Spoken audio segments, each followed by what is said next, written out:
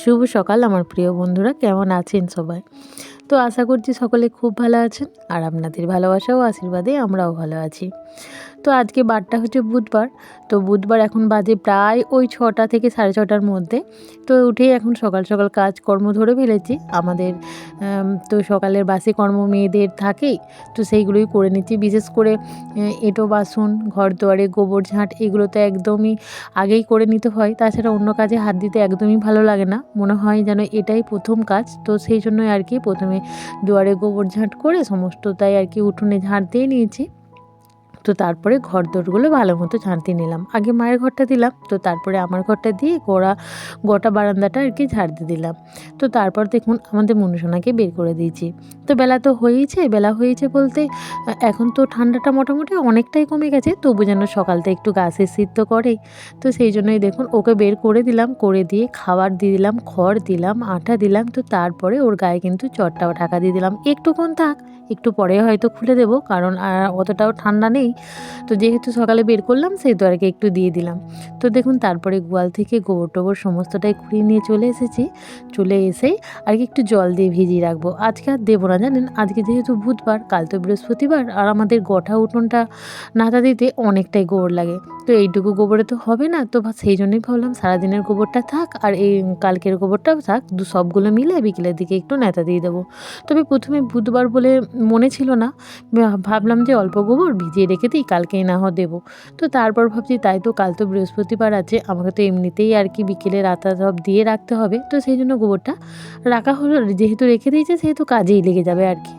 তো যাক, তারপর দেখুন এখন ঠাকুরঘরটা ভালো মতো করে মুছে নিচ্ছি। তো ঠাকুরঘরটা ভালো মতো করে মোছা আমার কমপ্লিট হয়ে গেছে। তো তারপরে ওই দিকের ঘরগুলো মুছে নেব। তো এইদিকে ঘরদোরগুলো মোছা হয়ে গেছে, এখন সিঁড়িটা মুছে নিচ্ছি। তো যেহেতু প্রতিদিন আপনাদের সাথে ঘরদোর মোছা মানে শেয়ার করি, তো সেই জন্যই আজকে আর ওই দিকটা মোছা শেয়ার করলাম না। ঠাকুরঘরটা মুছেছি বলে এদিকে শুধু সিঁড়িটাই শেয়ার করলাম আপনাদেরকে, মোছাটা। তো যাক, কি আর করা যাবে, দেখুন আমার তো সমস্ত কাজ মোটামুটি বাসি কাজগুলো মোটামুটি কমপ্লিট হলো। তো তারপরে জানেন ভাবলাম আজকে আর কাচা ধোয়া কিছুই করব না। তো সেই মেয়েদের কি বলবো, কাচা ধোয়া তো থেকেই যায়। তো বাড়িতে কিছু জামা কাপড় ছিল ছেলের, তো সেইগুলো নিয়ে আসলাম। আমারও দুটো একটা ছিল, না আমার কিছু ছিল না, মায়ের ছিল। তো মা তো বাপের বাড়ি গেছে, তো কিছু রেখে গিয়েছিলো, ভাবলাম মা যেহেতু নাই তো সেইগুলো আর কি কেচে নেবো। তারপর দেখুন জামা কাপড়গুলো সমস্তটা মাখিয়ে ভিজিয়ে রেখে দিলাম। তো রেখে দেওয়ার পরে পুকুর ঘাটে সেই যে সকালে বাসনগুলো ভিজিয়ে দিয়ে গেছিলাম, তো সেইগুলোই আর কি ধুয়ে নিতে আসলাম। আর পুকুরের জলটা না অনেকটাই নোংরা হয়ে গেছে জানেন, আর বিশেষ করে যেহেতু গরম পড়ছে পুকুরের জল কেমন যেন হয়ে যায় সবুজ সবুজ পাড়া। তবে সকালের দিকটা একটু পরিষ্কার থাকে, যত বেলা হতে থাকে রোদ হতে থাকে ততই যেন পুকুরের জল বেশি যেন আর কি গরমও হয়ে যায়, আর জলটাও কেমন যেন একটু ফেনা ফেনা টাইপের হয়ে যায়। তো যাক, সকালবেলার দিকটা পরিষ্কার থাকে।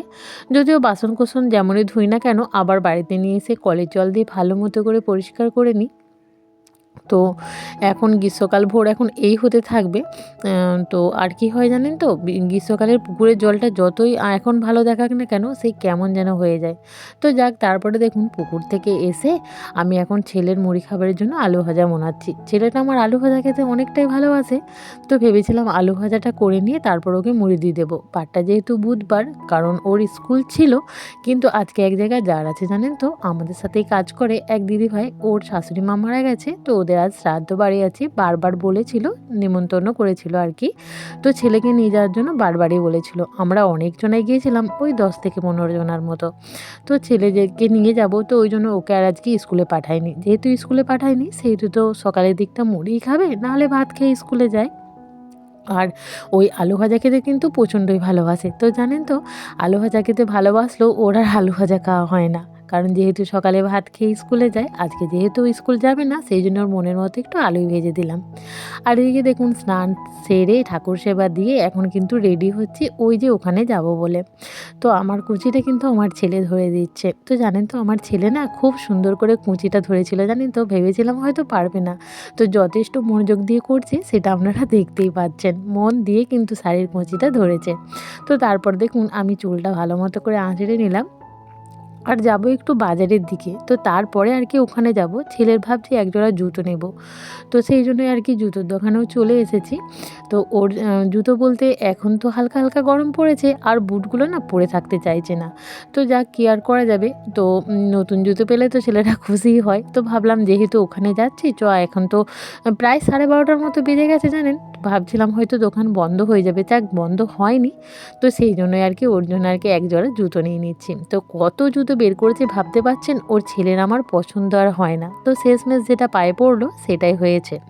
তারপর দেখুন আমরা নেমন্তন্ন বাড়ি চলে এসেছি। এখন কিন্তু আমরা খাওয়া-দাওয়া করছি। তো রান্না হয়েছিল চিকেন, আর যেটা আমার ছেলে খেতে বড়ই পছন্দ করে। তো পাতের অবস্থা দেখেছেন? মানে শাক, সবজি এসব কিছুই খেতে চায় না। তো সেইগুলো বেছে, বেছে কীরকম ফেলেছে। তো দেখুন আমার এখন মোটামুটি খাওয়া কমপ্লিট হয়ে গেছে। তো আমরা এখন হাত ধুয়ে নিচ্ছি। তো বাইরেটা আমাদেরকে একটু দেখাচ্ছি। আমরা আর কি ভেতরে গিয়ে অল্প কিছুক্ষণ বসবো, তারপরেই বেরিয়ে যাব। বেরিয়ে যাব বলতে পাশের বাড়ি ওদের ওখানেই পাশের একটা বাড়িতে যাব। আমাদের গ্রামের একটা মেয়ের ওখানে বিয়ে হয়েছে, তো সেখানেই যাব। দেখা হলো, বলল আমাদের বাড়ি যাবে। আর একটা কথা জানেন, এ না দিদি নাম্বার 1 এ গিয়েছিল জানেন? নাম হচ্ছে বৈশাখী। তো দিদি নাম্বার 1 এ গিয়েছিল, সেখানেও উইনার হয়েছিল। সেইগুলো দেখার জন্য আরও বিশেষ করেই গিয়েছিলাম। আমার সাথে এক যে আমার যা গেছে, যাও বলতে পারেন, বন্ধুও বলতে পারেন, দিদিও বলতে পারেন, আবার বোনও বলতে পারেন। মানে অনেকটাই ওর সাথে আমার ভালো সম্পর্ক। তো ওর মেয়েকে নিয়ে গিয়েছিল। ওর মেয়ের একটু বেশি আগ্রহ ছিল দেখার জন্য। তো তার সাথে আমাদেরও দেখা হয়ে গেল।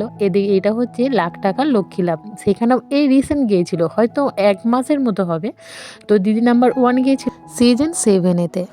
তো মানে অনেকটাই ভালো লেগেছে। এগুলো হাতে করে তো মনটা জুড়িয়ে যাচ্ছে। তো আপনাদেরকে আরেকটু ভালো করে দেখাই, দেখুন বেশ ভালো লেগেছে জানেন তো। মানে এভাবে যে হাতে করেছি এটাও একটা ভাগ্যের ব্যাপার।